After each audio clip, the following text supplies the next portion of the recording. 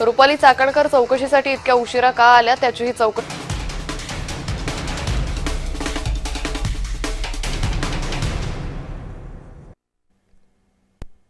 आता राजकीय घडामोडींचा धावता आढावा घेऊयात। पंतप्रधानांचं आवाहन हा त्यांच्या अपयशाचा पुरावा आहे असं म्हणत विरोधी पक्षनेते राहुल गांधी यांनी टीका केली। मोदींनी देशाला अशा टप्प्यावर आणले की जनतेला काय खरेदी करावं हे त्यांना सांगावं लागतं। प्रत्येक वेळी जबाबदारीतून सुटका करून घेण्यासाठी ते जबाबदारी जनतेवर ढकलतात असं राहुल गांधी म्हणाले।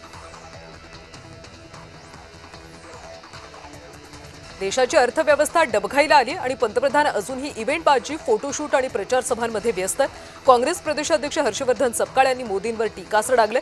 निवडणूक जिंकण्यासाठी अर्थव्यवस्थेची राख केली आणि आता जनतेलाच उपदेश देत आहेत असं म्हणत हल्लाबोल केला। पेट्रोल डिझेल जपून वापरण्याचा पंतप्रधानांचा सल्ला योग्य आहे। रोहित पवारांकडून मोदींच्या आवाहनाचं स्वागत करण्यात आलं। सल्ला योग्य असला तरी याची सुरुवात केंद्र सरकारनं स्वतःपासून करावी असा टोला देखील त्यांनी लगावला। मंत्री चंद्रकांत पाटील यांनी पंतप्रधानांच्या आवाहनाचं समर्थन केलं। युद्धासारख्या परिस्थितीत वितरण व्यवस्था विस्कळीत होते, त्यामुळे दुसऱ्या देशाच्या मालावर अवलंबून राहणं कमी केलं पाहिजे असं पाटील म्हणाले। नागरिकांनी सार्वजनिक वाहतुकीचा अधिक वापर करण्याचा सल्ला देखील दिला। युद्धकाळात पंतप्रधानांनी केलेल्या आवाहनाकडे विरोधकांनीही सुद्धा सकारात्मकपणे बघायला हवं असं भाजपचे प्रदेश प्रवक्ते राम कुलकर्णी यांनी म्हटलंय। देशातला पैसा बाहेर जाऊ नये यासाठी मोदींनी हे आवाहन केलं। यावरून राजकारण करू नये असंही कुलकर्णी म्हणाले।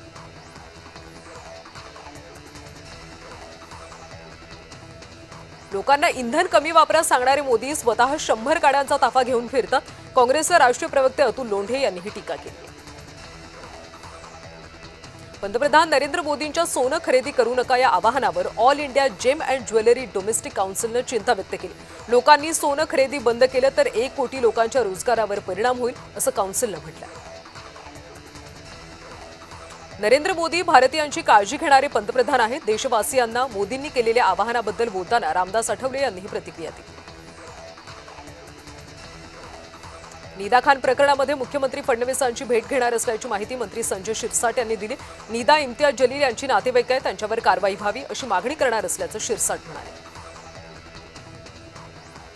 पंतप्रधान नरेंद्र मोदी यांनी आधीच स्वदेशी विषयावर भर दिला। आपल्या देशातला पैसा आपल्या देशातच राहावा या मोदीजींच्या भूमिकेला सर्व भारतीय सहकार्य करतात, हे महत्त्वाचं असल्याचं वक्तव्य मंत्री चंद्रशेखर बावनकुळे यांनी केलं।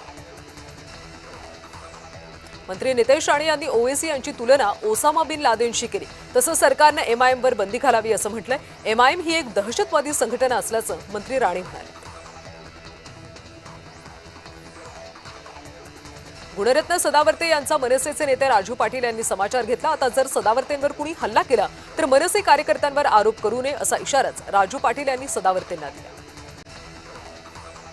जातनिहाय जनगणनेच्या मागणीसाठी लक्ष्मण हाके अहिल्यानगर जिल्ह्यातल्या शिरसाटवाडीमधून राज्यव्यापी अभियानाचा शुभारंभ करणार आहेत। पहिल्या सभेमधून महाराष्ट्रभर 100 सभा घेण्याचा निर्धार करण्यात आला असून प्रत्येक ग्रामसभेमध्ये जातनिहाय जनगणनेबाबत ठराव मंजूर करण्याची तयारी सुरू करण्यात आली आहे। मुख्यमंत्री देवेंद्र फडणवीस आज दिल्ली दौऱ्यावर आहेत। राज्यातील उद्योग वाढीच्या अनुषंगाने मुख्यमंत्र्यांचा दिल्ली दौरा महत्त्वाचा आहे। केंद्रातल्या काही महत्त्वाच्या नेत्यांचा उद्योग प्रश्नी चर्चा केली जाते। उपमुख्यमंत्री सुनेत्रा पवार रायगड दौऱ्यावर आहेत। रोहा शहरामध्ये जय्यत तयारी करण्यात आली। सुनेत्रा पवार यांच्या हस्ते रोहा शहरामध्ये 16 कोटी 32 लाख रुपयांच्या विकास कामांचं भूमिपूजन करण्यात आलं। रायगडमधल्या रोहा शहरामध्ये उपमुख्यमंत्री सुनेत्रा पवार यांचं जोरदार स्वागत झालं।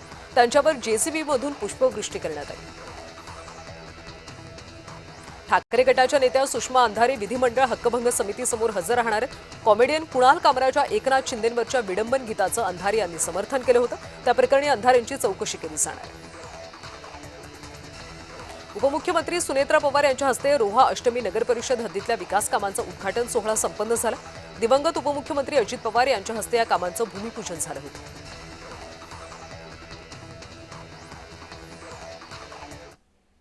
आता राज्यातल्या ग्रामीण भागातल्या महत्त्वाच्या बातम्या। पेट्रोल डिझेल कमी